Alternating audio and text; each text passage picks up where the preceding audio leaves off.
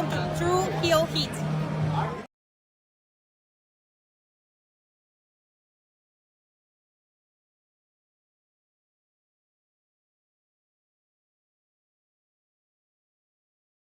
All right, hello, True Heel Heat. I'm the AEW World Champion MJF. Just in case you're deaf, dumb, blind, stupid, or since you listen to this podcast, or you're listening to True Heel Heat, and I apologize for that.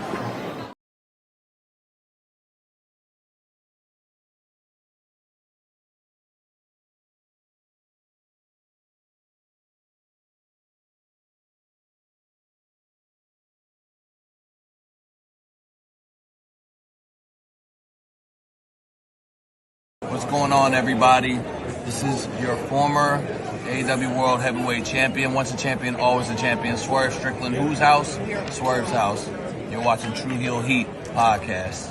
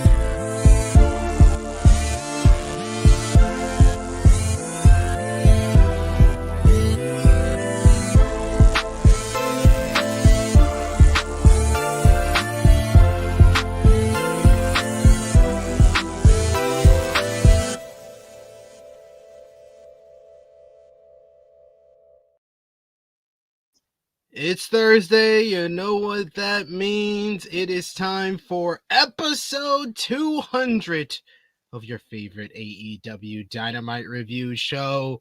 Hello. It is me, your True Heel Phenom SP3. We are live on the True Heel Heat YouTube, Facebook, and Twitter for AEWramble Big 200, a timeless meeting reviewing the post Double or Nothing May 28, 2025 edition of AEW Dynamite as only we can. And to do that, I am joined by my esteemed colleague, the man of 58,000 subscribers. You go to him for your TV and movie reviews, as well as your honest criticisms of All Elite Wrestling and Tony Khan. He is the one, the only, the man of 1,001 Yankee Fitteds, Jimmy Macram. How are you doing? Hello, ladies and gents. I'm good. I hope you're all doing well. Why do you sound like that? You sound like you're underwater. Under the sea. There we Under go. the sea. There we go. Yeah. Much better. How you doing? I'm fine, I guess. How are you all? Hope you're doing well. We're doing splendid, sir. We're doing splendid. We've been talking about AEW seems like all week long. And now we're here to talk about it for a 200th time on AEWramble. I didn't even think we would make it to 20. I think you wanted to quit after like 20 times doing the show with me. So we made it to 200. The show takes a toll. I ain't gonna hold you. But you said you enjoy the show. Now it takes a toll? The show. This show. This show's good. I enjoy the show. I meant Dynamite. Dynamite takes a fall. Sorry, it just does. Especially when your friends fucking gas it up and get your fucking expectations high. That main event was a banger. Of course, I didn't watch the show yet, so when I tune on the show, the main event, by the way, is Josh Alexander and Brody. Absolutely, the main event. What? Somebody shoot me in the fucking face, please. You know what? I'm not gonna. You know what? Positivity. After the show on Saturday or Sunday, whatever the fuck it was, I'm not gonna show you guys parade. I'm gonna be positive right along with the rest of you. You hear that static? Or is that just me? No, I don't hear static. Chat, do you hear static? Yeah, let's see Could if be the me. chat here. It's entirely possible. My brain is finally short-circuiting. Maybe it is. You are basically Taz in 1998. You're the most miserable man in wrestling. I just want what I want, and I okay, good. I'm not. Is it me? It kind of went away. I muted myself. Do you hear it now? Less of it. Okay, let me see. Talk to the people, and I'll change my mic a little bit, I guess. How nice I want to be. What do you want to talk about? I'll be nice. You know what? Because there was a lot of stuff that happened over the weekend. Saturday night's main event. I don't know much about it outside of Punk was on it. And I watched that match and then moved on. And then NXT, I saw those two women's matches. What was it? Oh, you know, I can start with that. I can be offensive from the jump.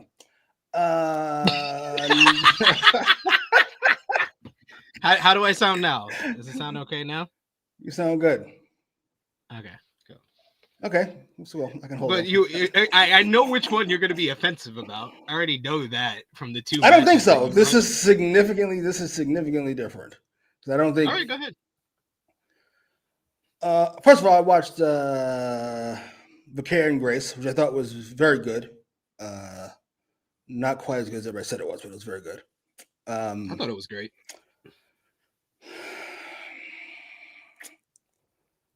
I don't think they have great chemistry together at all. They're both great, but chemistry's off. I kind of felt the same way about Mercedes and Hayter. Like they're off half a step, but it's so good, it doesn't really matter. Watching Sol Ruka and Keilani Jordan. No offense to anybody in the WWE or in AEW or in NXT or in the Indies, but when you watch those two, right, does your brain immediately go, these are real athletes? Yeah. Okay, I just want to make sure I'm on the same page. I watch them and I go, this is what real athletes look like. Unlike, that'll be nice. No need to throw anybody under the bus. Just because you can do athletic things doesn't mean you're an athlete. Like, I don't know.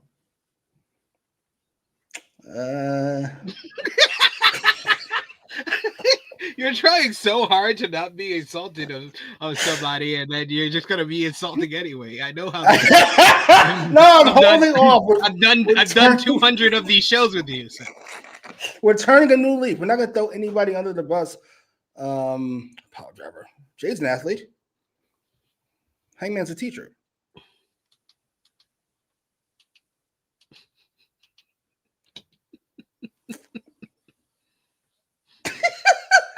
But you don't see he can jump over the top rope. Oh, well, okay. Never mind.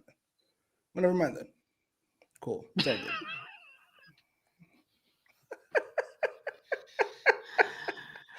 That being said, I thought it was the least of the three women's matches I saw this week.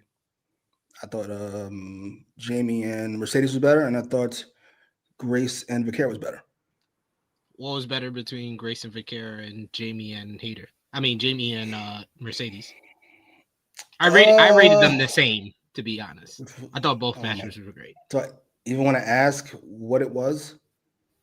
I know it's way higher than you. You just saying they're very good. God. So. What'd you put?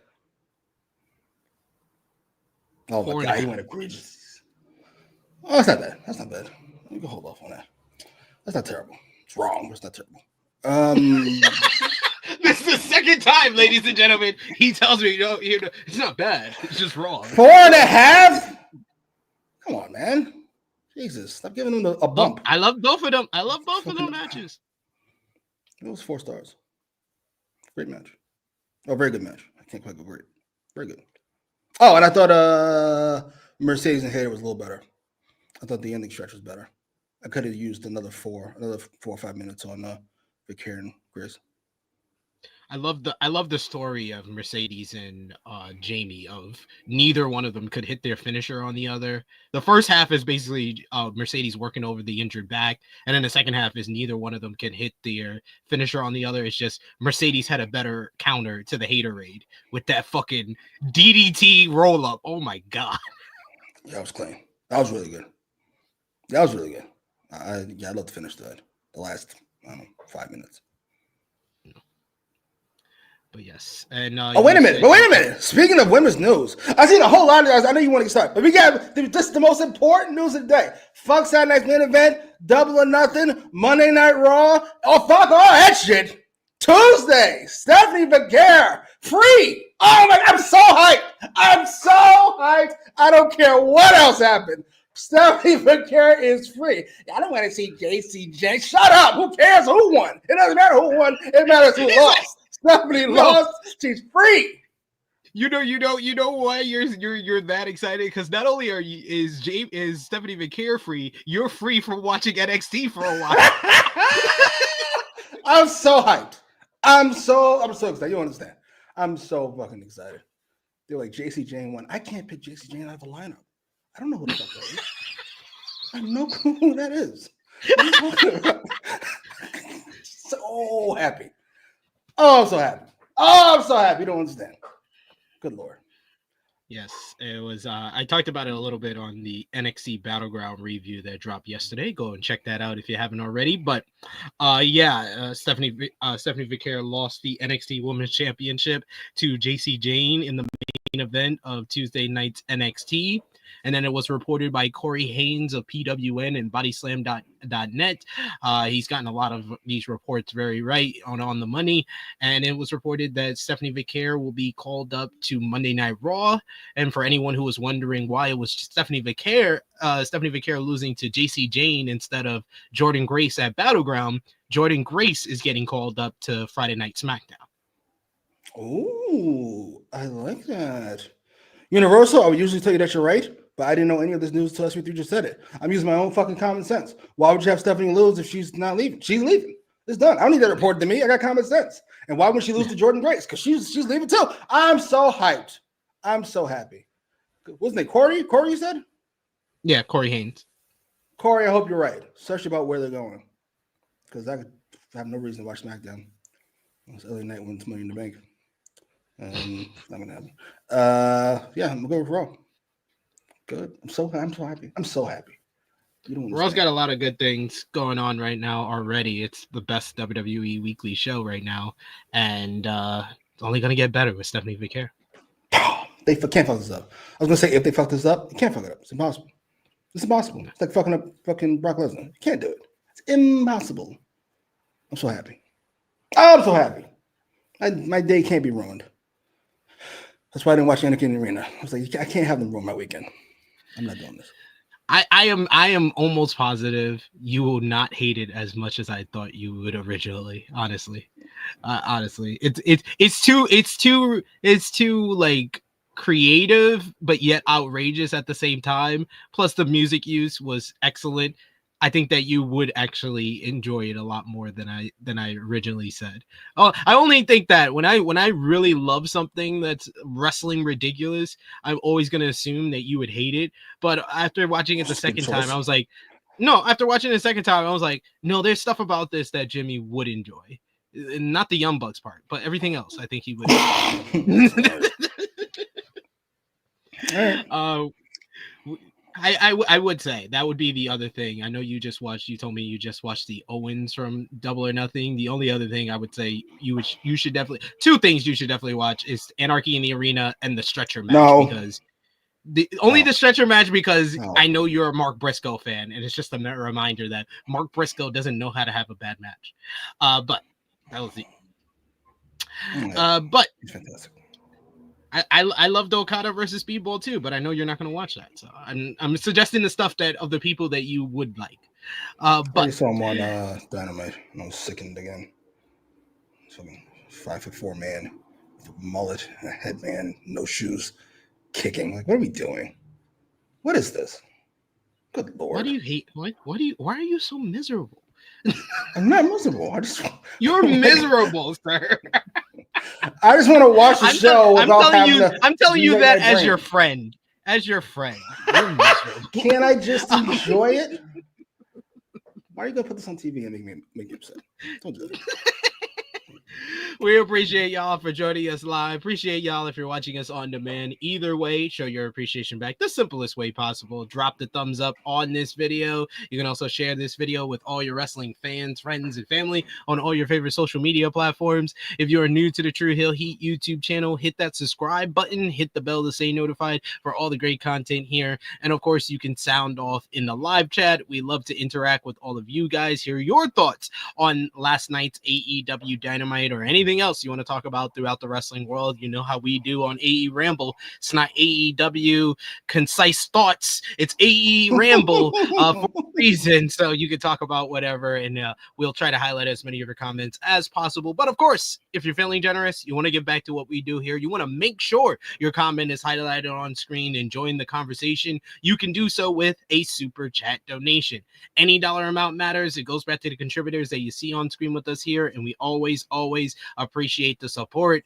And we're starting off hot with our guy, Alexander Fitzgerald. Thank you so much, Alexander, for the support.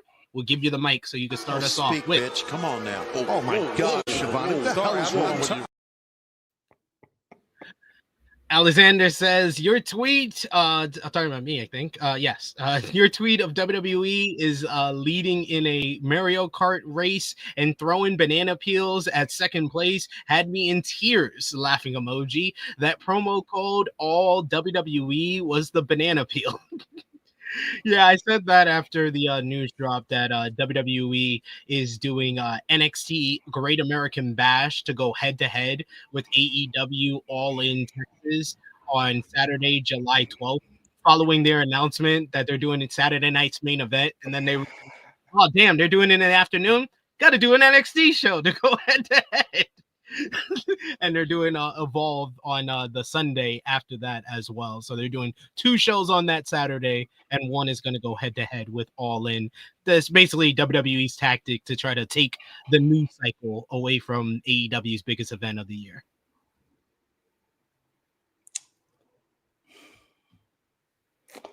I've thought about this a lot. I try to give people the benefit of the doubt. I don't understand. I really don't. I mean, I hate Tony Khan as much as the next guy, but I would like to accomplish something with my trolling. We're not really trolling. We're just kind of, and we're only trolling. We're not really accomplishing anything. I don't understand the goal here on WWE's part at all. Outside of being a dick, which I'm not against, but shouldn't you try to have other things to do? Bigger things to worry about? Wider goals? Isn't Nick Khan trying to take over the world? Like, shouldn't he focus on that? I don't get it. I'm so confused.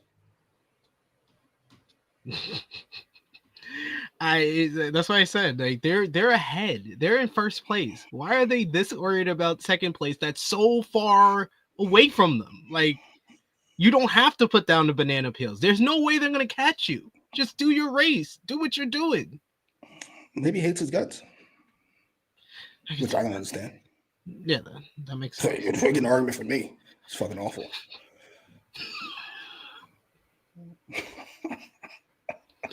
Thank you so much, Alexander, for the super chat donation. We got Clown in the chat joining us today. Good to see you. We also got Greg Carter to the second. Zach is in the chat. We got Chuck Berries, who says, "What's good, THH fam? Way to go, TK, for showcasing the ladies on last night's show. 2 matches and 2 main in-ring segments. Let them work."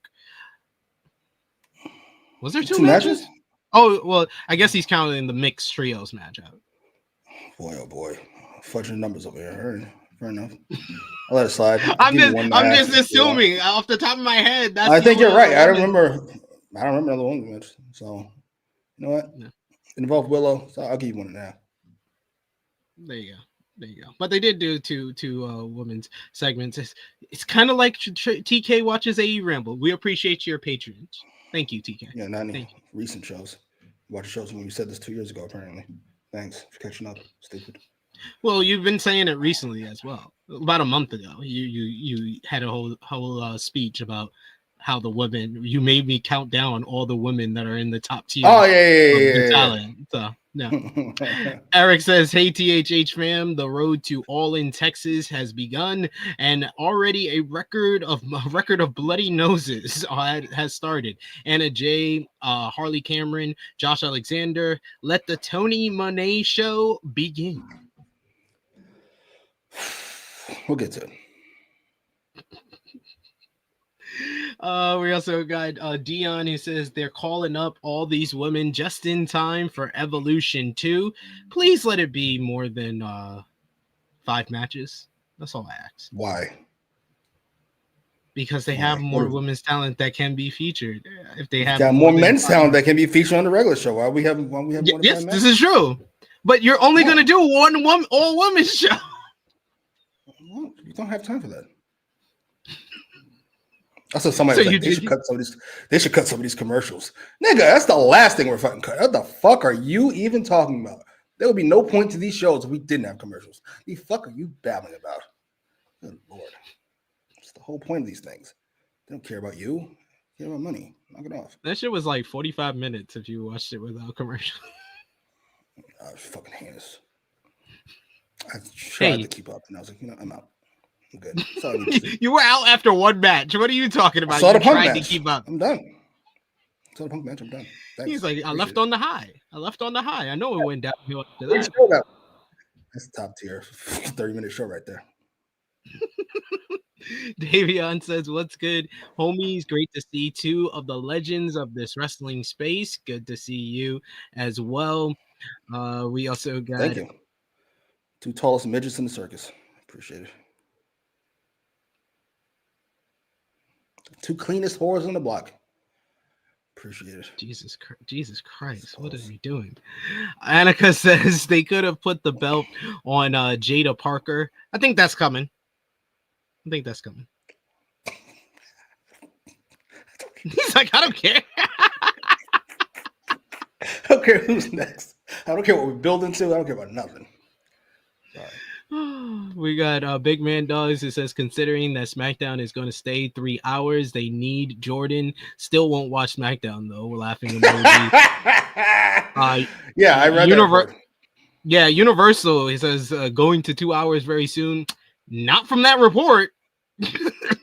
Yeah. What the fuck? If UFC is happy and they're gonna pay them for the 3rd hour, it's not. I wouldn't hold my breath on that, Universal. Yeah, it is what it is. Like, as long as they have a check, they'll keep doing what they want. 4 hours? If you got the money, sure. Hey, whatever you say. Dion says, "Oh God, Stephanie Vaquero on Raw. Dom ain't gonna know what to do with himself. Another girl for Dom." I'm happy for Roxanne, but no offense. It's a little low, Stephanie Vaquero. Have some respect for the Lord. We got Annika who says Anarchy in the Arena was insanely great. We also got Big Man Dogs who said it was better than last year's. I think it was better than the last 2 years, honestly. It just shouldn't be in the main event. Whenever it's not in the main event, it's much better. It's much more consumable, and they don't have to go outrageous to close the night. How long was the show in general? Double or nothing? 4.5 hours. Jesus. Yeah. Until the second half of Ospreay and Hangman. The crowd felt like they were exhausted. So what the fuck happened? It's supposed to be a big deal. Oh, okay, there you go. They picked up for the finish. And now we're yeah. That was really when they picked up, was the Styles Clash to the floor. It was like, oh, okay, we're up. Yeah. Davion says, nah, Speedball is one of the best wrestlers out there. Just trying to piss you off, I guess. No, that pissed me off. So what?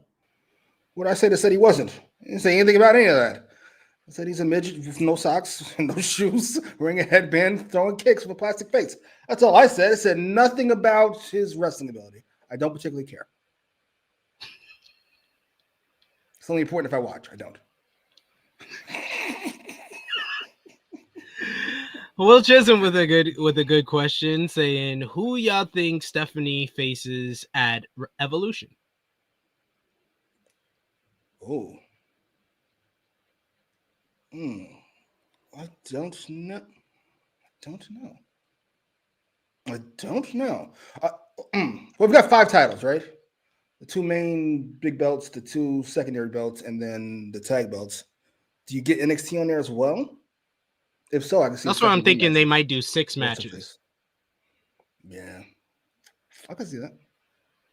I'm not against that. So who would you have Stephanie face? Who would you have Stephanie face? Some type of match for the NXT title, I guess. I can't see her having a major spot on Raw in that amount of time. That's really fast. She'll fight fucking EO. We're not against it, to be clear. I'm just saying, not get my fucking hopes up. Oh, Lyra would be interesting. I'm not mad at that. Lyra's gotten better on the mic. I've liked Lyra on the mic. I like that promo segment a lot more than Romeo did. Romeo crapped on it. He didn't like Lyra in that segment. Jesus. That was good. She's kind of wholesome babyface. Yeah. Becky's fucking fantastic. We had a whole debate on who had the worst promo. He thought Lyra, and I thought it was definitely Jey Uso because Jey Uso forgot what he was going to say. Well, yeah, fair enough. He hated Lyra that much? He's comparing her to Jay? Yeah, I was like, this is not even a debate. Why are we debating this? I got to be honest. I watched that Jay Gunther segment, I think, maybe half awake. I was like, I feel like I've seen this 5 or 6 times already. I'm not really interested in this. I had to look at my watch and be like, it's not March? Is it still March? Gunther's the real deal and Jay isn't. I got it. I'm with you. Enough. We've said this already. Let's move on. You move on. Universal says, unfortunately, WWE fans don't understand why WWE is doing what they are doing. WWE is not doing well. Ratings are at all-time lows and going lower every week. They were a public company, now private. I mean, there's certain like, as far as like Raw in the US on Netflix, no, it's not as high as it was last year. I wouldn't say all-time low. That's you would have to go even lower than what it is. And NXT is doing pretty well. They're just down in the 18-49 demo. And SmackDown, Jimmy will tell you himself, has been going down since Roman lost the title. This is correct. You know why that is? Go ahead. I know lots of reasons. Lots of reasons. I know you want to say it. I know you want to say 3 hours. There's lots of things. 3 hours. Lack of creativity. Road Dogg in charge. Things not going exactly great. A whole bunch of fucking reasons. Now, if you had a quarterback, you could fix this, but you don't. So here we are. Sorry. What did Cody Rhodes do to hurt you? Like why he do you shoves down my throat? Pause as the face of the company. How's that? That's all. That's all he's done. Tell him, Chuck. That's my favorite thing. Tell him, Chuck. What do you say, Chuck? Good to see you. Good to see you, Frantic World in the chat. We got Jason. I'm already tired. I'm already tired before next Wednesday. It's not even a 4-hour Dynamite. It's Dynamite and Collision. 2 hours and 2 hours. So I know Jimmy's not gonna watch the second 2 hours. So I'll be reviewing Collision next week on this show, while Jimmy will just be giving his thoughts on Dynamite. Oh, it's all live? Yeah. Ew, poor bastard. Good Lord. You. Hard pass. He's like, I'm totally good on that, actually. I've seen some of you guys tweeting about it. If you don't know how you haven't seen it. To be honest with you, Collision is probably the best show in wrestling right now. Yes, watching 2 hours of Daniel Garcia versus fucking Roderick Strong. Sure. Go ahead. Jerk off. Good luck to you. I have no interest. Hard. Where we have to jerk off? I watched Ring Around already. It was like 20 years ago. I'm good. I'm gonna pass him that. Appreciate the thought there. I did that for a while. Then I grew up. You're so miserable. Bell says, I think JC got it for being in NXT for so damn long. Jada title reign will happen for sure, though. Yeah, I mean, she is the longest tenured member on the NXT roster. She's been there for 4 years, so makes sense. I'm not gonna be down on Bell and Annika. Clearly care about the NXT show, NXT Women's Division. Good luck to you. I don't want to say who gives a fuck because you guys clearly give a fuck. But yeah, good luck to you. They just lost a fan by doing the right thing and getting Stephanie out of there. I appreciate it. I'm out. Did Triple H confirm that SmackDown is going 2 hours next month today? Or are you talking about that interview on the Pat McAfee show? Because I could have told you when he said it on the Pat McAfee show, he was full of shit. He didn't. It's about the money, man. Like I don't know how we can explain this further. Yeah, like Triple H is. How put this nicely? It's not his fucking call. Like, what are you talking about? This is not your decision, sir. That fucking check is not going into your bank account. Therefore, I'll be deciding what happens from here on out. Mm-hmm. We got Will Chisholm asking about did y'all see the Deanna tweet about AEW? Yes, I did. When Deanna Purrazzo was asked if she was going to be on Dynamite, she said yes, maybe in picture to picture, talking about her college commercial and stuff. I mean, this just didn't work out. It didn't work out as well as everyone thought it would, as she thought it would, as Toni thought it would. I know the fans, they thought it would definitely work out better than this. It just hasn't worked out. It just hasn't meshed up. I think it might be time that you kind of let her go. Wow. See how they turned on you? They got new toys, Deanna. They're throwing you right out the bus. See that? No. I was one of the people that tweeted out months ago that they should be doing more with Deanna Purrazzo, but they're not gonna do that. So why am I gonna keep persisting? That's basically insanity. Keep going to the same well and asking for something that I know is not gonna happen. Yeah. Sorry. This is a consequence of AEW continuing to improve its roster. Unfortunately, some people get fucked out of their position. Sorry. I wish there was a number 3 promotion you can go to. Well, there is. I wish there was number 4 promotion you can go to. You were already at the number 3 promotion. You were already there. Yeah.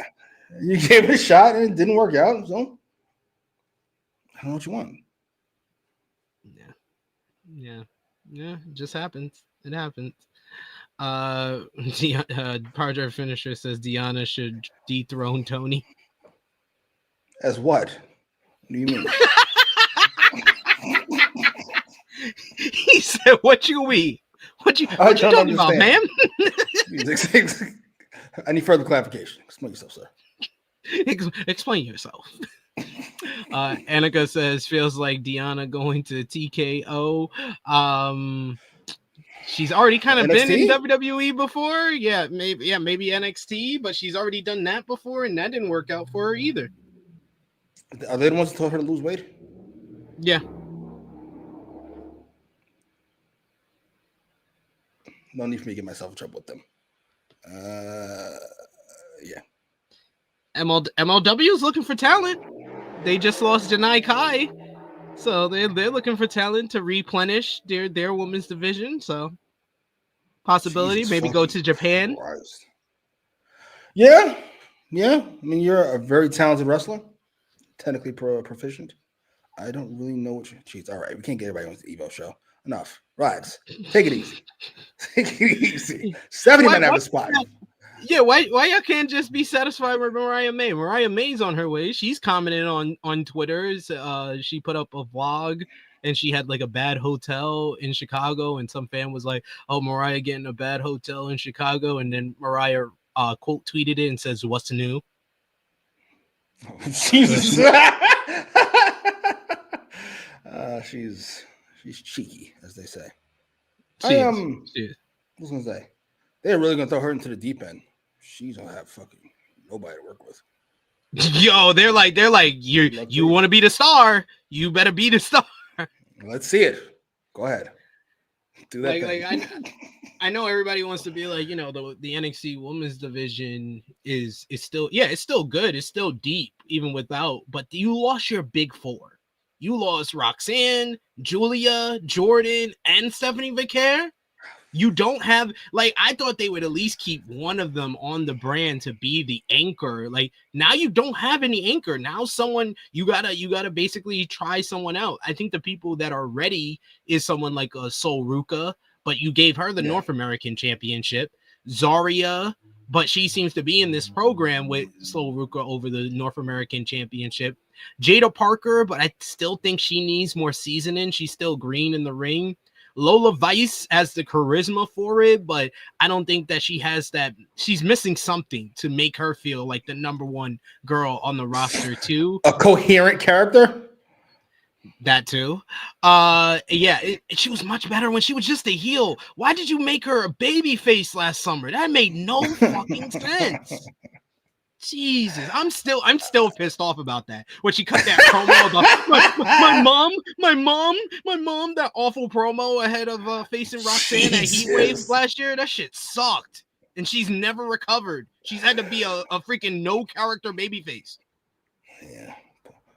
Yeah, that doesn't help anybody. You saw Tiffany went off. Latina boxer, Latina MMA fighter. That's her character. Who twerks insane. You saw Tiffany, by the way, on SmackDown. When she's an ass, she's perfect. When she's got to be like generic babyface, it's like, ugh, I don't like that at all. Listen, I'll tell you about this. Mariah May's going to come in. Everybody's going to be slotted into the perfect spot, which is below Mariah May. Everything will be fine. Don't worry about it. It'll be all right. Yeah, it's true. Dion says, I was just wondering the other week where her and Taya were talking about Deanna, and when I was thinking about a possible AEW women's tag team division. Also, I saw some AEW fans turn on her fast after that comment. Yeah, I'm not turning on her. I'm just saying you gotta. I don't understand why you turn on anybody, but yeah, it is cult. It's very cultish. Let's say all these. You just said it. You just said why. It's a cult. It's on anybody who leaves the cult. That's how that works. I saw some horrible comments about Mariah May. What the fuck? They're like, and I'll tell you why. It was very personal. Not to Mariah May, but to them. They're like, we did all this for you and you left us, you awful bitch. I was like, the fuck did you do for Mariah May? What the fuck is going on? What is going on? Holy shit. I can't take this seriously.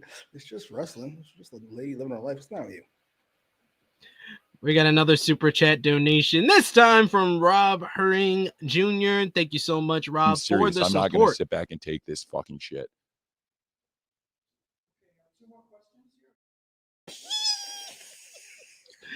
Rob says she'd probably be on the tag. Fucking shit.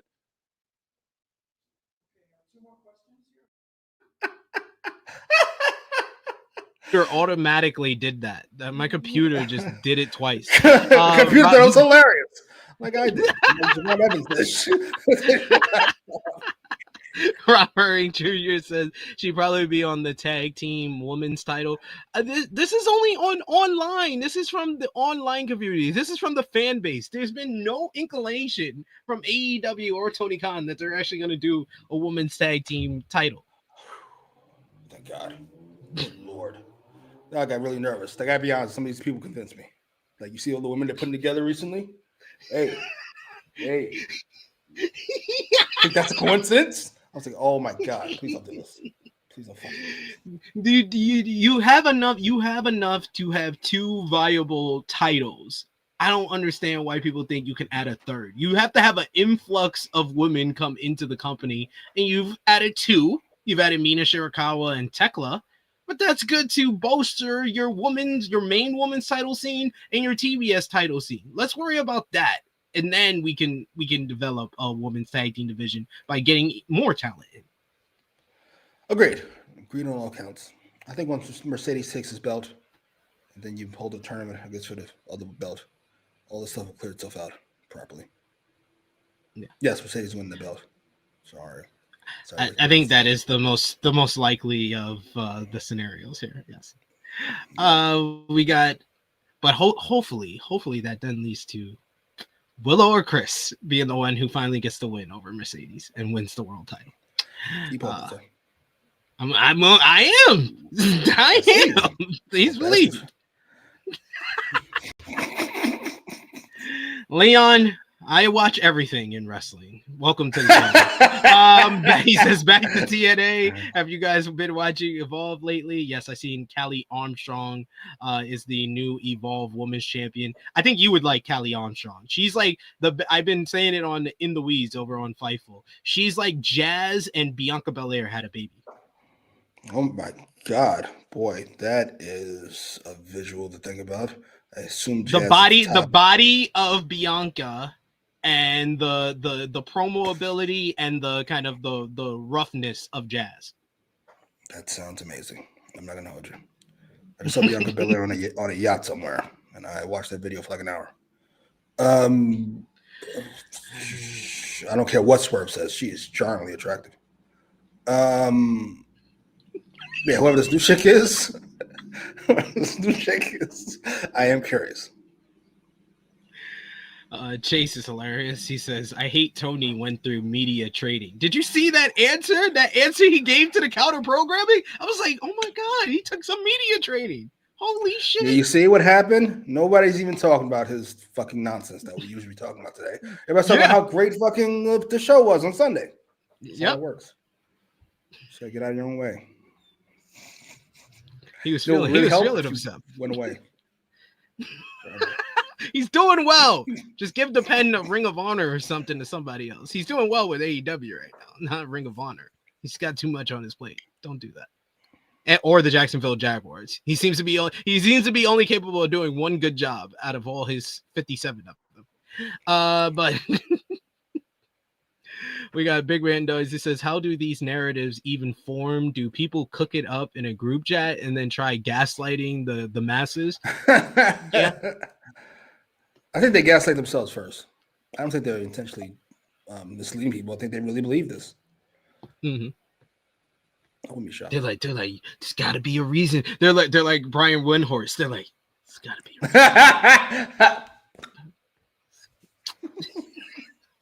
reason. Why would they do that? Why would they do that? All right. We've had fun with the chat. Keep coming with those comments. Always appreciate y'all. Y'all are on fire today. And of course, feeling generous. Send a super chat donation. Become a part of the conversation. But yes, we got to talk about last night's AEW Dynamite. What did you think about the crowd in El Paso, Texas? Where was that arena they went to with Mercedes and Athena? That was in Boston, the Fenway MGM Grand, I think it's called. Well, if that is on the super positive side, this arena is on the super negative side. This arena looks fucking heinous on TV. It looks like a high school stadium. That shit is atrocious. Never go back to that fucking place ever fucking again. They sound fine, but good Lord, it was ugly. This is an ugly building. No disrespect. I thought the crowd was good, actually, last night. I hope so. Yeah. All 14 people were doing their best. 14. This building stinks. I don't care what anybody says. I don't need You to can say the building stinks, but there was more than 14 people. Jesus. How many people in there, sir? 3,500? I think it was 3,000. They did over 3,000. Come on, what are we doing?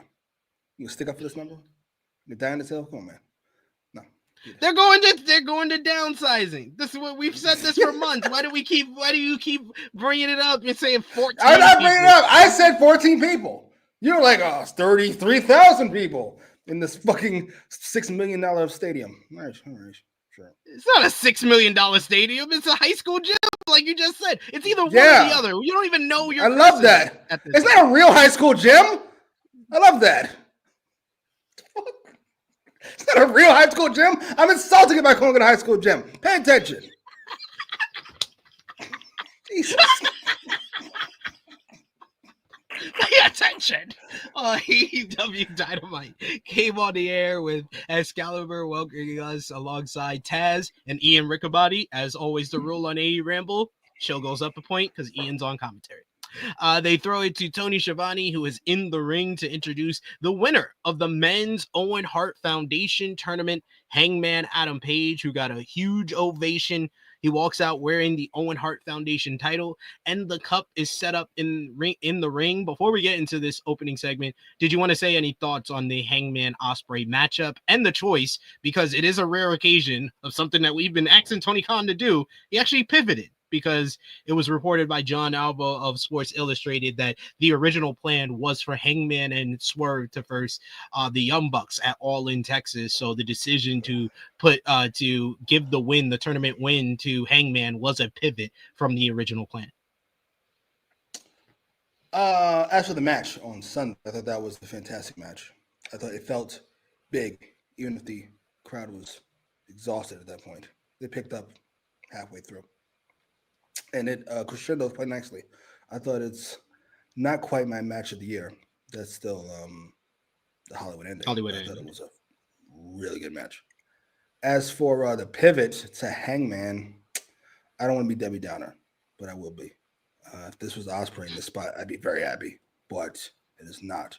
And instead, I'm left with the feeling I felt when there was Swerve and Moxley. Like, I'm stuck here with two bad options. Either this awful title reign I'm currently experiencing or a title reign I've seen already. I'm not big on either one of those. Though I will say this dynamic we're about to see here with the three biggest baby faces in the company kind of banding together to take on Moxley. I assume that's the plan. I am interested in that. I found that a curious story beat. Tony Schiavone says that it was an incredibly dramatic win for Page on Sunday, who takes the mic and is met with "You deserve it" chants.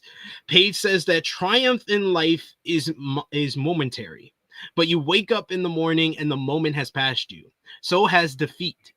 The past 2 years, well, in fact, the past 3 years, it's something that he's let himself lose sight of.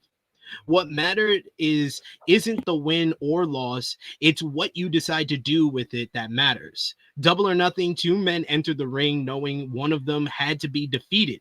So he thanks Will Ospreay for the fight of his life and reminding him on why he decided to do this in the first place, dispelling any notion that he might have had that Ospreay couldn't carry this company going forward, because he definitely can. One of us tasted defeat, the other tasted victory, which Page can't relish in, as it's fleeting. As is the title around his waist is something he won't defend, as next year they'll crown a new champion.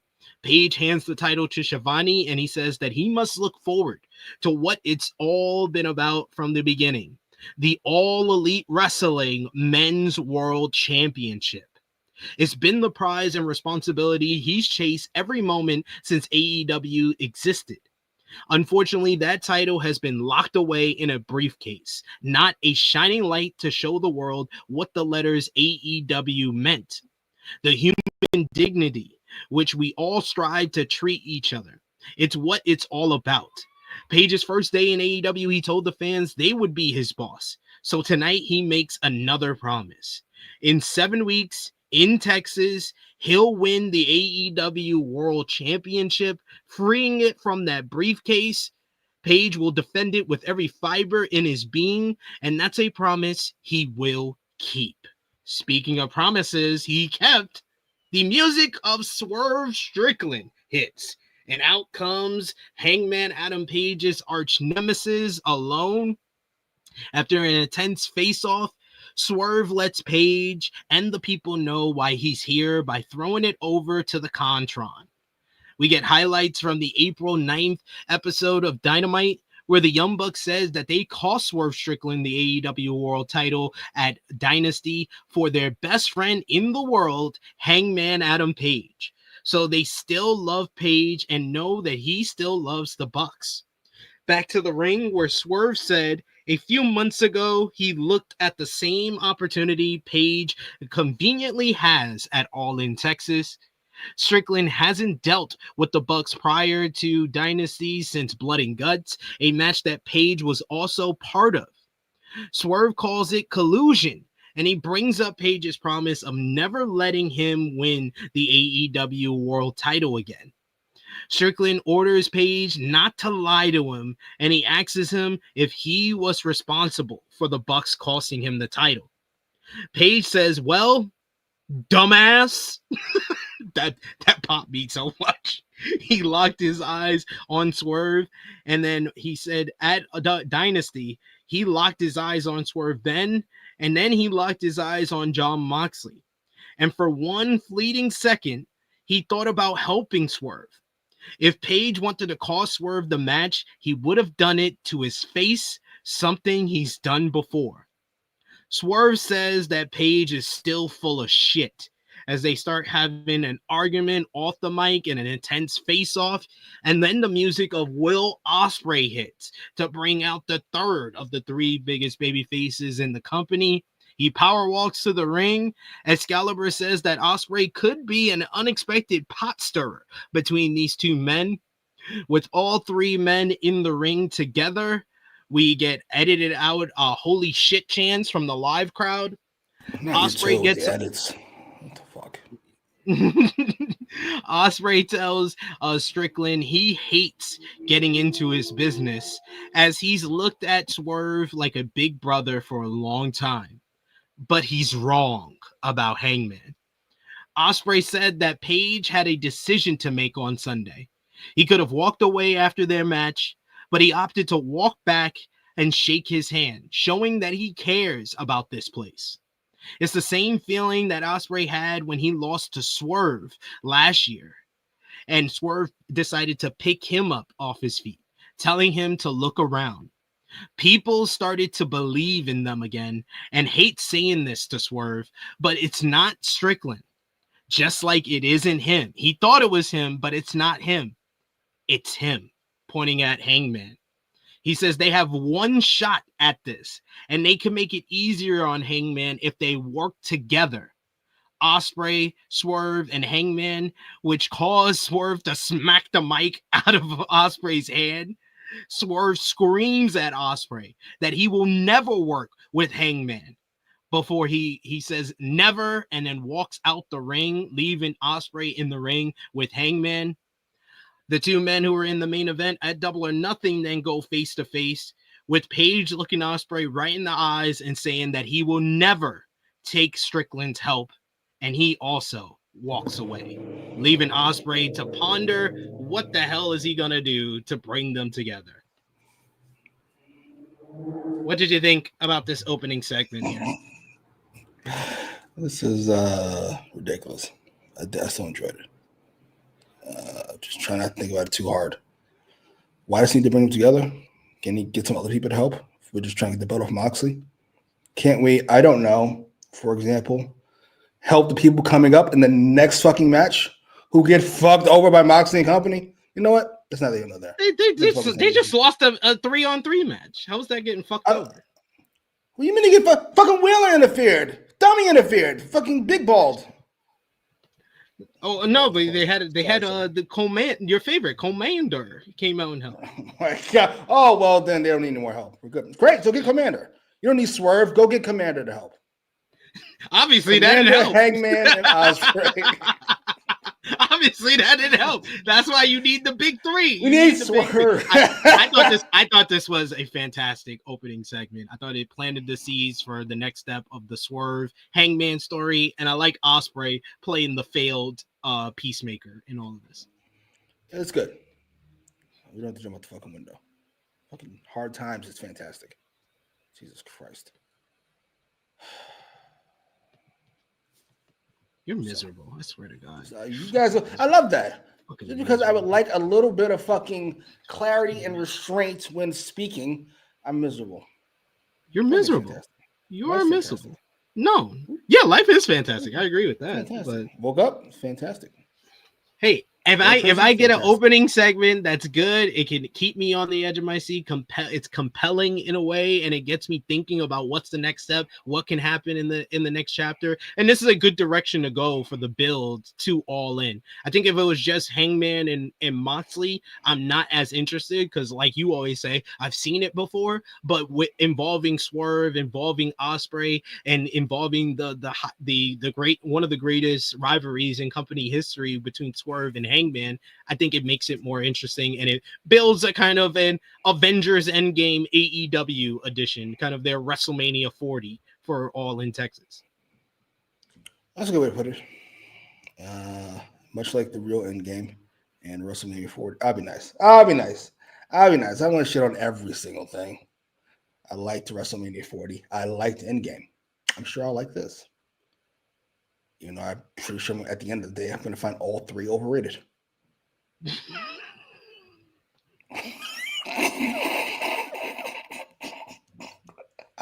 like, I like Winter Soldier.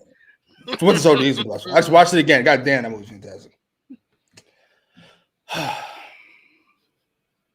WrestleMania 40 was a great match. War. That's better. Infinity War's fantastic too. Endgame's overrated. WrestleMania 40 is overrated. We don't know what this is going to be just yet. So I'm sure fans will jump out the window too. So what was better, WrestleMania 40 or WrestleMania 41? 40. Okay. No, 41. I can't even give you a real opinion on 41. I skipped most of that shit. Skip.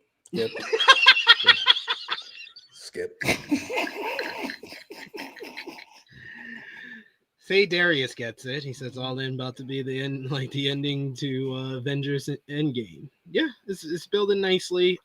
Frantic World says I enjoy all of this. We need Swerve versus Paige versus Will Ospreay. Why? We got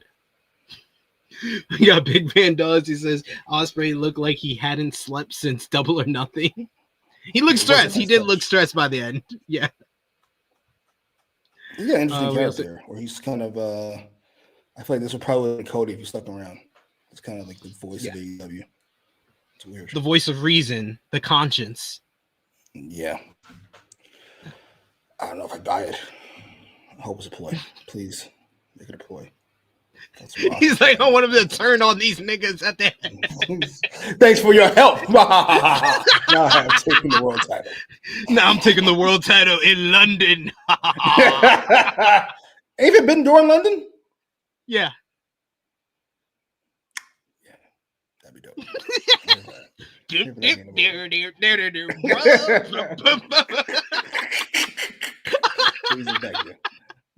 Anakin says, is there a way for Swerve and Hangman to work together and still hate each other? I think there is. I think you can help him get the title.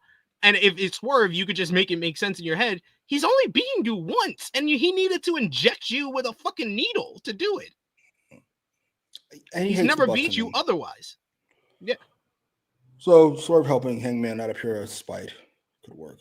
Though they never need to shake hands or hug or any of these things ever. A head nod is as far as that should go. Motherfucker says house on fire. It's not being ridiculous. Davian says, I love how Ospreay was trying to bring Swerve and Paige together. They both said, have you lost your mind? Yeah, that's basically how they responded. Like Swerve basically slapped the mic out of his hand like, nigga, what? That was great. That was a good response. I like the one thing that I like the most, where I went as far as to say it's fantastic, is all their characters make sense with their reactions to everything. I would understand Hangman, who was very much kind of I think that his redemption arc has become one of the better stories in AEW, and he's still on it. He still hasn't completed it yet. Getting back the AEW World Championship feels like the completion of that redemption arc. But I like the fact that everybody's involved in it, and it's the redemption arc meeting the Death Rider story. If they get the job done and he wins at All In, I will go as far to say I will come on AEWramble and I would say something I never thought I would say, Jimmy. Maybe this Jon Moxley reign and the Death Rider story was worth it. I see already people online who are already going that far. I'm not going to go that far right now. I'm not going to jump out the building that far. but the interest in AEW and the fan perception is on the upswing, despite all my criticisms of the Jon Moxley title reign and the Death Rider story. See, this is how to be nice about this. This is insanity. Just because fan perception is on the upswing, why are we connecting that to Jon Moxley? Or why do we have to go through shit to get to this? We didn't, though. I don't think they had to go through shit to get to it, but people are interested and want to see someone beat him for the world title. And I think that is a good sign of a heel champion, is if you have multiple people that the people are invested to see you take the title from him. What is this, Munchausen's? I think it's Munchausen syndrome. You fall in love with your abuser? That's all this is. It's insanity. It's insanity. Motherfuckers kick you in the nuts for months, and then they bring you flowers a couple days in a row, and you're like, he's so great. Look how much he appreciates these flowers. We had to go through King of the Nuts so we could appreciate the flowers. No, we did not. He had to punch me in the nuts a few times. That's all he had to do. No, thank you. Hard pass. We got another super chat donation here from Chuck Berries. Thank you so much, Chuck Berries, for the support. Appreciate you, my good sir. Let's give him one. Listen up, you prick. Chuck Berry says, would you guys be interested in Hangman doing double duty at All In? First, Paige and Swerve eventually come around to team up against the Bucks, and then later he faces Mox in the main event. No, that's dumb. That would be dumb of Hangman to do that. I think the direction after this is you have two options now with Ospreay and Swerve. You can get Swerve to be so pissed off with Ospreay about him injecting himself in this lifelong rivalry that it seems like he's on with Paige, that he basically wants to fight him at All In, or they come together to verse the Bucks at All In. I'm not against his idea, but there's no reason for them to face the Bucks. Like in storyline wise, they don't have the belts. They're not threatening the company, really. There's no reason for them to team up to face the Bucks. Let's say the Bucks had actual power and made them team up for some reason. But even then, it's no need for it. Yeah. I'm good on that. Yeah, they've gone a different direction with Hangman. Hangman should just be worried about the Moxley match. I agree. Yeah, it's Stockholm syndrome. Thank you, Greg Carter. Thank you, sir. Thank you. What's Munchausen? That's the mother? Yeah, yeah. That's what Eminem has. Munchausen syndrome? Was that cleaning out my closet? Yeah. Tonight, it is. I'm cleaning out my closet. Fantastic song. Was that an Eminem show? Yes. My second favorite. This guy. Overrated. It's not better than Some Shady LP. I'm sorry. It just isn't. I like it better than Some Shady LP. I know you do. You don't hate fun. So you rather some serious. You hate fun. You hate fun. What are you? Fun, ridiculous. What's more fun? What's more ridiculous? The Some Shady LP or the Eminem show? Oh, Square Dance for sure. Come on, Drug Ballad. Come on, man. Come on. Drug Ballad's on Marshall Mathers LP. Marshall Mathers LP. There's no question. That's S tier all time, not just S tier Eminem. Yeah, I don't think we're gonna debate that's not number one, but number two, number three, I think that's subject. Alexander says, end of All In, Death Riders come out to help Mox, Swerve, Ospreay, and a returning Darby helps Hangman win the title. They doing a WrestleMania 40 style type ending. I can see Brian being involved in that too. Brian coming out to help. Yeah, sure. We have to. We have to. Oh, I'm gonna love it. I'm gonna love it. I'm gonna love it. Come on, you gotta watch All In. You gotta watch All In. Come on. Come on. Come on. Come on. Tactics don't work on me. Oh, tactics? What tactics? Tactics. So you tried all types of shit. Fucking you better watch this nonsense. Double or nothing. I'm not falling for any of this. No. Falling for it? I'm offering you money. For it. First he goes. First it was, what was it? What was the first one? You're really gonna hate this match. You should watch it. I loved it. I went, all right, reverse psychology is not gonna work on me. And then then he sends me the link just in case you need the link for it. I don't. Why would I? No, it's not gonna work. I'm not gonna forget I was gonna watch it. Trying to help. Then it was money. Then it was pretty please. Then it was fucking wife abusing threats. I'm asking. Wife abusing threats. What? I'm asking you politely to watch this. No, you said I'm declining sweetly. That's what. Yes, I'm asking you politely. I've been there before. No, Jimmy, I never asked you politely. I was just asking. That's just asking politely. That's why I said the sweetly thing. You just refuse to help your friends. Watch wrestling? That's weird. Ridiculous. Motherfuckers who start painting toy cars want me to also paint toy cars. No, thank you. Painting toy cars? Who's painting toy cars? It's a hobby. I don't want to watch your hobby. This is something we do weekly. This is not a hobby. I'm not watching fucking whatever the fuck WWE's doing on that day either. Why would I watch wrestling if I don't have to? You watch 3 matches. You watch more matches from WWE than AEW this weekend. When? Oh, you watch 1 match from Saturday Main Event and 2 from Battleground. How about this? How we add up the times? Did I watch more AEW or did I watch more WWE? I would have to add up the times, but I think it's more. The Punk match went 13 minutes. Vaquero went 16. I don't know how long Soruka went. How long did the fucking Hangman and Ospreay match go? 37 minutes. And that fucking opener went 20 something. That's 57 net wins. Let's move on. No, it's matches. We're not counting we get highlights from the Anarchy in the Arena matchup. Death Riders being pull up to the arena in their truck as Jon Moxley, Marina Shafir, Gabe Kidd, and Wheeler Yuta make their way through the crowd to make their entrance for our opening matchup. Mixed trios match. The Death Riders facing Mark Briscoe, Speedball Mike Bailey, and Willow Nightingale, the most babyface trio that we could possibly get on this show. The bell sounds and immediately Kidd and Briscoe start slugging it out with punches and chops and forearms.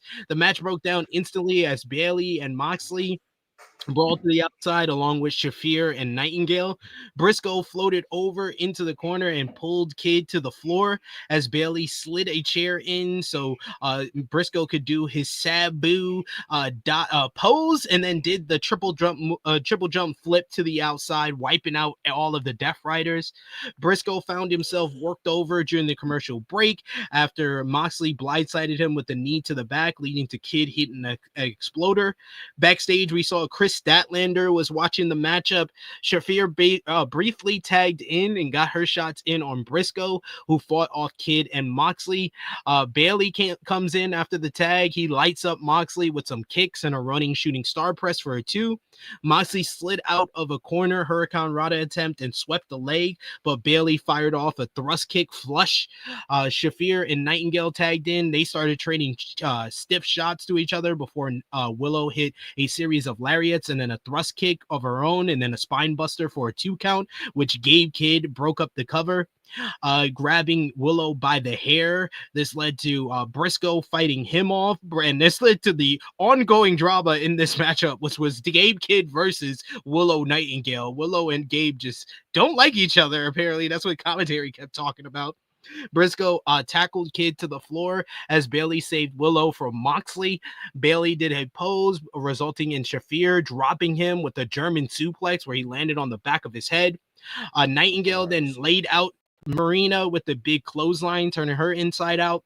Bailey and Moxley made the tag, but Yuta threw a chair to distract referee Aubrey Edwards, allowing him to knock Bailey to the floor. This led to Kidd quickly driving Bailey into the barricade and then hit a reverse fireman's carry through the timekeeper's table. That led to our second commercial break. Then we come back from break. Briscoe is in, who got beat up for a while. It was Bailey's turn the second time around. And then Bailey tried a forearm exchange with Moxley, but he lost that one, so quickly fired off some kicks. Kidd made a tag and cut off Bailey for a bit, wiping Briscoe out, taking him out from the apron. Eventually, Bailey would hit a standing moonsault double knees on Kidd and made the hot tag to Briscoe. Hard strike exchange with Kidd, who bit the cut on Briscoe's head from the stretcher matchup. Briscoe and Willow did stereo tumbleweeds off the apron as Bailey did his triangle moonsault to the floor. We got a froggy bow on Kid, but he kicks out. Jay Driller was blocked, and eventually Claudio Castagnoli appears, and he tries to get involved and distracts Mark Briscoe, leading to Commander to come out the crowd and do his rope walk dive onto Castagnoli. The commentary talked about how he'd be facing Claudio on Collision in a 4-way qualifying matchup for the AEW International title coming up. Briscoe got a roll up on Moxley for 2, and then Moxley popped up. He hits the paradigm shift on Briscoe. He applies the bulldog choke, choking him out. Briscoe struggles and tries to get to the ropes.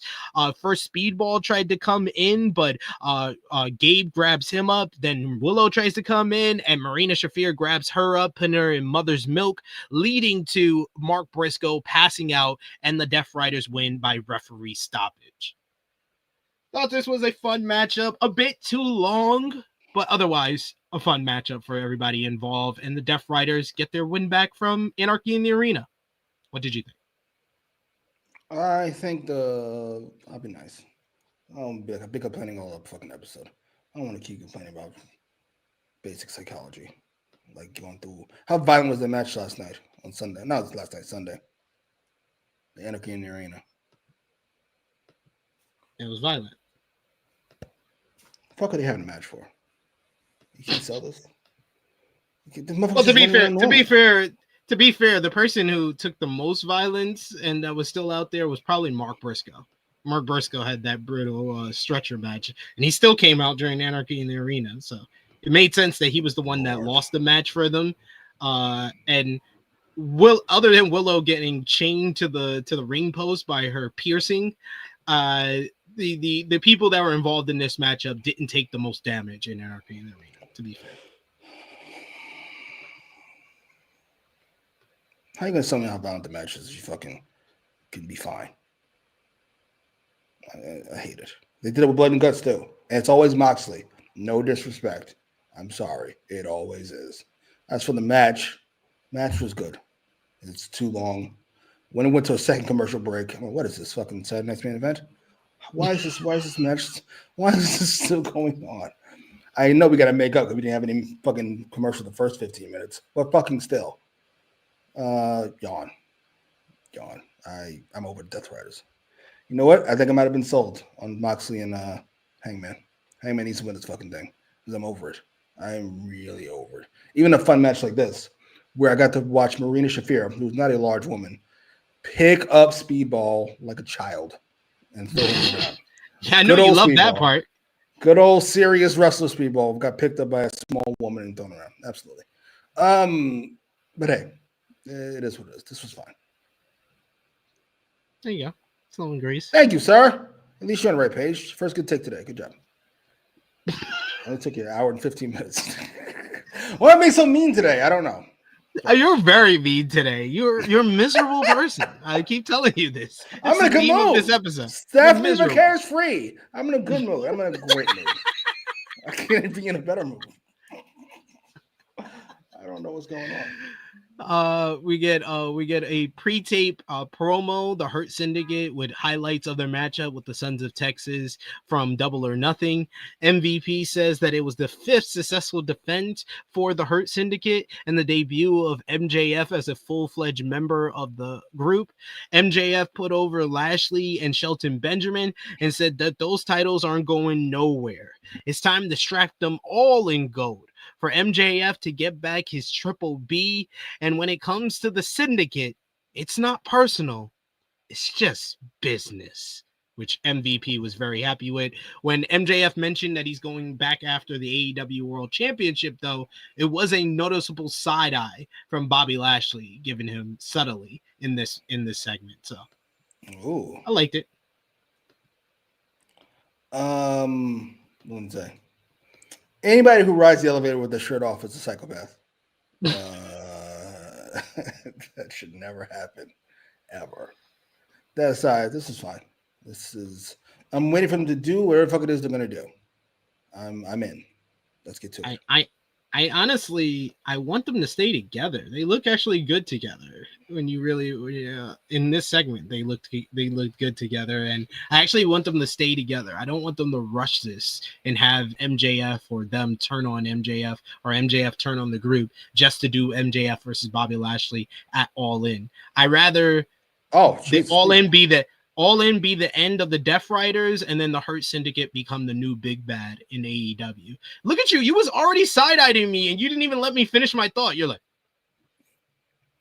no, I was, your thought's still wrong, but I just got distracted by an even worse thought. Oh, your first thought about keeping them together, I was going to say yes, because that worked out so well the first time with MJF and Adam Cole. Yeah, let's keep that on the fucking tracks. The stupid fucking segments in their houses. But yes, All In is way too early. Way too early. What's one after that? Forbidden Door? Yeah. You do one after that, whichever one that is. All Out? All Out. Yeah. It's old. Alexander says, give me MJF versus Swerve at All In. No, don't blow your load on that match for no reason.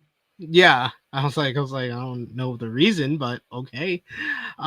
Frantic World says that I bet Bobby and Shelton are probably thinking about turning on MJF soon and take his watch again. LOL. Hilarious. Masha has beaten Speedball. It's not that big of a deal. Yeah, I agree. I didn't take him seriously then. I'm going to take him seriously now. Pre-suplex, post-suplex. Same guy to me. Got to be picked up and thrown around. Yeah, I agree. I'm on the same page. We're in agreement. You hate Speedball. We get it. We get it. Yeah, let's your fault anyway. You hate. You gotta see this match. 5 stars. Him and Ospreay, and I watch it. Good Lord. Not 5 stars. We're barely scratching 4. I said it got 5 stars.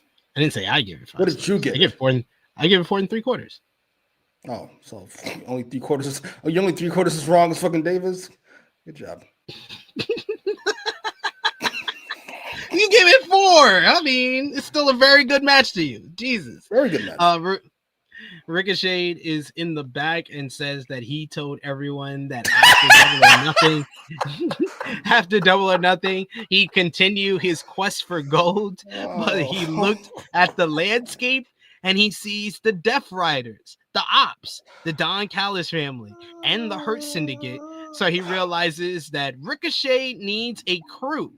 Some loyal subjects on his quest for gold. Once he finds the perfect crew, he'll show everyone why Ricochet is out of this world.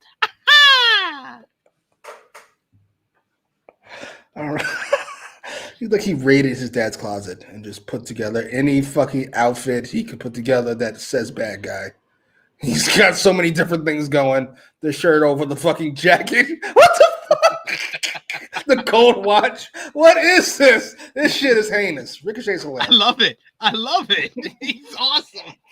Ricochet, one of the best heels in the game right now. Oh, that's fucking fantastic. That's amazing.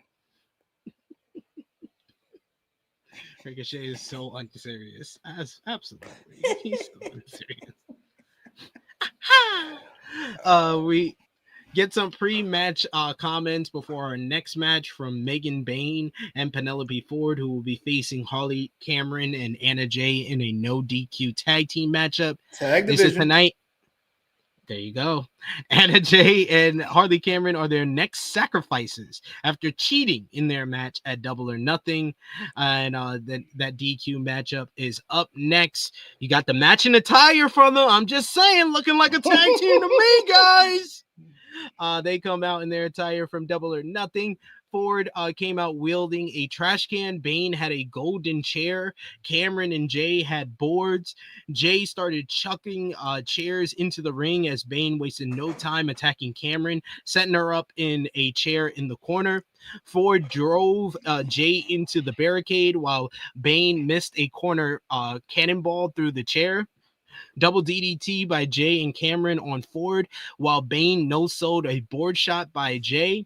So Harley decked her with a pipe to the back. We got chair shots and pipes to the back of Bayne, who never went down, and then took both women out with a double clothesline. Cameron avoided a suplex and then dropped Toho Bane into the gold steel chair. Then Anna hit a snap drop kick into the chair right into Bane's face.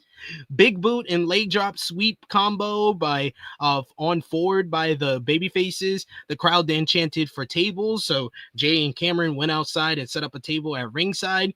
During the commercial break, you get Penelope Ford goes through one of the tables with, it was Bane putting Anna Jay through the table in the corner with the Death Valley driver. We get Cameron made the save on the 3 count, only to suffer a gut wrench release German suplex by Bane. Bane was just a monster in this. It was really like Ford taking all the big hits for the heels in this one. Ford caught Jay with a lung blower, but then missed a moonsault on the steel chair. We get a Katsadora from Harley on Bane, who countered that into a face plant right into the steel steps, which busted Cameron open a bit. But you also get a cool spot where they basically double team. We get a powerbomb, sunset fit powerbomb, and then the golden steel chair to Bane, putting her through the table at ringside. But Harley came up bleeding when she smashed her into the steel steps. Eventually, they take out Anna Jay. It leaves Harley in the ring alone, who takes a somewhat or supposed to be a doomsday device, but Penelope Ford completely whiffed on the finish here. So it was just like an electric chair drop pretty much. But Bane and Ford pick up the victory here. I like this match until the finish. I just think the finish was just ill-advised. If Penelope Ford couldn't get the form or couldn't connect with the Doomsday device, I think that they should have improvised and had Megan Bane at least hit her finisher to kind of finish things here. But Harley Cameron looked like a badass fighting through the pain of getting her nose busted in this one. And Anna Jay also got her nose busted in the matchup as well. So the physicality was there, just whiffed on the finish. But what did you think? In a vacuum, we're about on the same page. This was well done outside of the finish and a solid use of 10 minutes. Unfortunately, wrestling doesn't take place in a vacuum, and Megan Bane is supposed to be a star. Or at least she was the last time I saw her with Dynamite. And now she's going 10 minutes with Anna Jay and Harley Cameron. What the fuck are we doing? She has weapons. What the fuck? Well, she didn't really use a lot of them. The weapons used on her. She's a fucking idiot too? So she's not a star and she's a fucking dummy? Good Lord. I hated this. When she used weapons, it wound up everybody got their nose busted in this one. Insane. I'd cut this by 5 minutes. 3 minutes. I'd cut that one match for 5 minutes. And then you can give me another match. Whatever you like. I don't even care. Give me one of your favorites. Garcia versus fucking something. We got Power Check finisher. I'm sure it's supposed to be sarcasm. He says women's wrestling is hot. Now a tag division. Wow. And H thought he was elevating wrestling. What a time to be alive. I'm never sure who this is sarcasm against. It's just stop. Oh, we got Ace who says the no DQ tag match was really good. We got Jason who says Harley and Anna got roughed up, to say the least. Yeah, that is true. Yeah, Harley's particularly rough. It paled in comparison to what we would see with Josh Alexander, though. But yeah, it was rough. This motherfucker. We see outside the building in a lowrider in El Paso, Texas, the home of her favorite wrestler, Mercedes Mone shows up at the building with all of her titles, including the Owen Hart Foundation Championship. She goes out and she's here for a face-to-face first-time meeting with timeless Toni Storm later in the show. This was a short segment, but a good reminder of what we would see in the night's closing segment. So I will take it. And then we had AEW Trios champions, the Ops, Samoa Joe, Powerhouse Hobbs, and Katsuyori Shibata versus the Frat House, Preston Vance, Cole Carter, and Griff Garrison with Jack Jameson in their corner. We get footage of the Frat House partying on the bars of El Paso was shown before the matchup as Jack Jameson runs down the crowd in the ring. They have pledges in the ring holding a frat house flag as the expression of a very annoyed and impatient Joe is seen, as well as Hobbs and Shibata, who look quite confused about what's going on. Vance foolishly got into Joe's face, which he took it all out on him, flattening Vance with the senton. And then Garrison came in, who tried to shop in a forearm exchange with Shibata getting the better of him, stalling dropkick, float over suplex for a 2. Carter was in, and then Hobbs came in and ragdolled the hell out of everybody. He delivered the meat locomotion lariats in the corner. Straps were down, which meant everybody was getting a spine buster. Jack Jameson came into the ring and hit him on the back with a paddle, but that didn't stop all the pledges from taking spine busters. Every member of the frat house taking spine busters, including Cole Carter, who botched jumping on the top rope and then botched the jump on the spine buster, but still got laid out. Or the 1, 2, 3. The Ops pick up the victory here. I will take the frat house as an inoffensive jobber heel team. I thought that part was fine. It's just, man, 2 dimes, you suck. What did you think? Jesus fucking Christ. Oh, Ricard pointed out my first thought. Jack Jameson is 35. That picture you first put up of the frat house. Why are all these 40-year-olds in a fucking frat house? This is weird. I mean, 2 dimes is at least like in his 20s. 20 what? Look at this shit. 2 dimes and Griff Garrison are in their 20s. This nigga in the front here with the mustache, he looks kind of like. Oh, the pledges, yeah, the pledges. I don't, especially the brother. The brother looked old as hell. Yeah, good lord. He looked like Bad News Brown. What is this? What is this? Is this gonna be a thing? That is a great face. It's not overdoing it at all, which makes me believe this might be the first time you've seen it. What the fuck is this? What is going on? This is such an odd choice.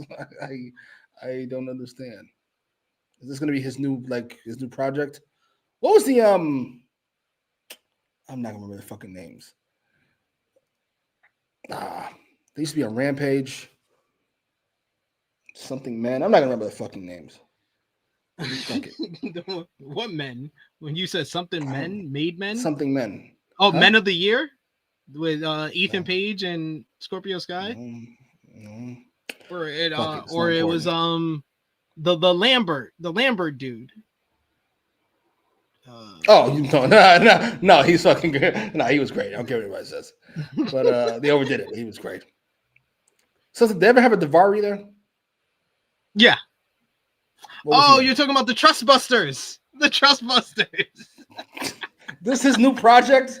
He always has some fucking project he feels like doing. Some shit he wrote down when he was fucking 15 years old. He's got to put on TV. The Acclaim fucking 2.0, fucking the Trust. Why? I don't understand. Good Lord. Heinous. Cole Carter. Am I the only person who remembers the big reveal? Cole Carter helping Jeff Jarrett? I remember that. It's like, who? Good Lord. Yeah, this should have never left the ROH cutting board for sure. Sage says, this the cast of Old School 2. What the fuck is going on? What is he doing? Oh, Cole Carter was objectively the worst person in this matchup for sure. Who's he related to? Why does he have a job? I have no clue. He got injured too. I thought that would be like, let him get healthy and then just cut him loose. But no, he's still here.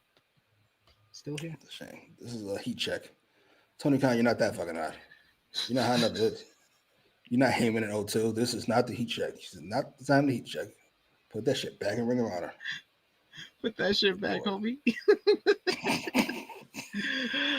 We get next the Renee Paquette is in the ring, and she introduced a woman who fought her heart out at AEW Double or Nothing, Jamie Hayter. She comes to the ring, and Lord, I mean, when she turned around, I was like, okay, Jamie. Right. Paquette brings up Hayter being unsuccessful at the pay-per-view and then asks her what is next for her. Before Hayter could say anything, the lights were cut off. Commentary apologizes for what just happened. And then the video wall comes on, and a red spider that we've seen for weeks on screen shows up on the Contron, and it says the toxic spider, Tekla, who shows up in the ring and has attacked Hayter in the darkness. She picks her up and gives her a wild forearm. She stands over the former AEW Women's World Champion. She then stares at the camera on the other side of the ring and does her spider pose, her standing spider pose, which Taz called a tarantula Jones over here, as Hayter rolled out of the ring. And we're told that Tekla was fired from Stardom with cause for not just striking a company official, but also the president of the company. Tekla gets stands tall in her debut on AEW television. I like that the fact that they're giving Jamie Hayter something to do after losing the Owen Hart Memorial Cup, but I mean, she's going to lose this feud, to be fair. And I thought this was effective for Tekla, but they immediately just made it feel unimportant by saying, anyway, moving on, we got a Mystical video package. They've never quite gotten that part down. It's been 5 years of the same issue. Well, anyway, zipping along from this horse shit. Something important. Yeah, I feel bad for Jamie Hayter. I really fucking do. If I lose, I don't know what's next for me. I can tell you, losing to this bitch. How's that? Good fucking Lord. Seriously? This is my reward for being a What are we doing? What are we doing? I'm sorry. This is supposed to be what? She's hot? It's kind of hot. Fighter. I mean, what are you asking? You know what it is. It's hot, but that's about it. It's not spooky. It's not impressive. It's just kind of hot, I guess. Thought you're supposed to be a spider of some kind. Whatever. Sure. I know a lot of you were saying, "Oh, this is built up Jamie Hayter, this feud with Mercedes." Tell you, brother, did you just watch the Willow feud? Did you just watch that and see what happened afterwards? There's not enough time in the day for everybody to look good on AEW TV, especially if you have a vagina. Sorry. It is what it is. Goddamn shame. I mean, this comment was very accurate. Right, we shouldn't be sexualizing women. They're professional wrestlers. Have some fucking respect.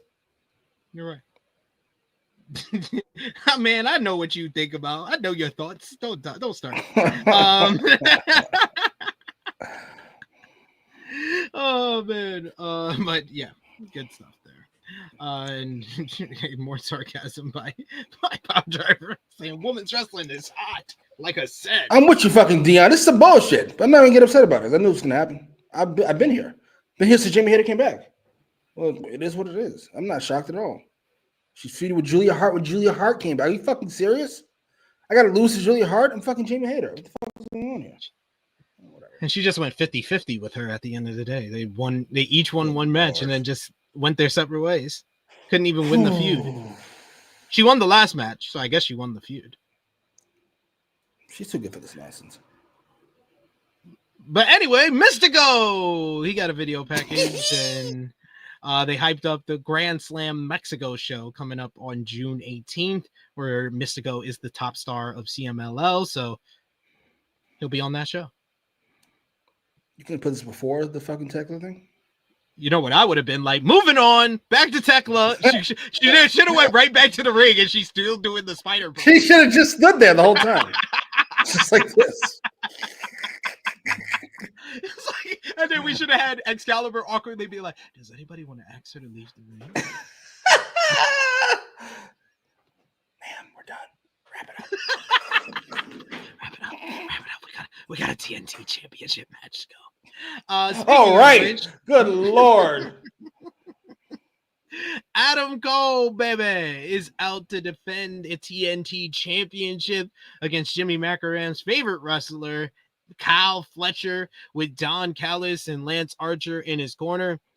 Callis joins the commentary team, up 1 point again, as Fletcher turned his back on Cole's entrance, which Taz took exception to and told Callis that was gimmick infringement for Hook. Callis asked Rickenbonney if he won a contest to be part of the booth tonight, which was hilarious. Fletcher showed off. Fletcher showed off his size and power advantage early on as Callis put over Cole as being one of the greats, which is what his family wants to beat, greats and not to paint tomato cans. Fletcher was sent over the top onto the apron where Cole fired off a super kick. He teased the Panama Sunrise, but RPG Vice made the save and stood in front of Fletcher. Roderick Strong and Kyle O'Reilly ran down and fought Beretta and Romero to the back as the distraction allowed Fletcher to attack Cole, and he delivers one of the gnarliest apron bombs I think I've ever seen. And for someone like Adam Cole, this is so scary to watch because I was like, I've seen Cole get injured on way less than this. Like his head hit the back of the apron. That shit looks scary as fuck. It just clipped the back of his neck. I was like, God damn, is he all right? That took things to picture-in-picture break. That was a horrifying fall, landing for Cole, which the referee checked on him a lot after that, but he was assumed okay. Cole tried to battle back into the matchup, but Fletcher put him down with a spinning body slam. Fletcher opted to pose, and the delay allowed Cole to hit a super kick, willing his way back into the matchup and getting the crowd behind him. We get a forearm exchange that saw Cole ramp up the offense with a pump kick, followed by the last shot for a 2 count. He goes for the Panama Sunrise into a roll-up attempt, though, as Fletcher popped up and hits a snap German suplex and then the running corner Aluva kick. Cole countered another last shot and then finally hits the Panama Sunrise flush. Cole looks like he's getting ready to drop the boom as he lowers his knee pad. He looked for it, but then Josh Alexander runs down to the ring and he attacks Cole for the disqualification finish. Fletcher and Alexander kept the boots to Cole post-match until Brody King's music hit. He comes down with a steel chair for the Don Callis family to bail, and that ends this segment here as commentary tells us that we're going right into the Josh Alexander and Brody King matchup, which I do love that they always do this with Don Callis family. It's very ECW coded, so I wouldn't be surprised if Don Callis has a finger in the booking here where they go, this is very much what, if you remember, Jimmy, this is very much what they used to do all the time with the Cyrus the Virus network. They used to go from one network matchup with Tajiri to a network matchup with Rhino all the time, and they're doing that a lot with the Don Callis family, and I do like how that helps the show flow a bit more.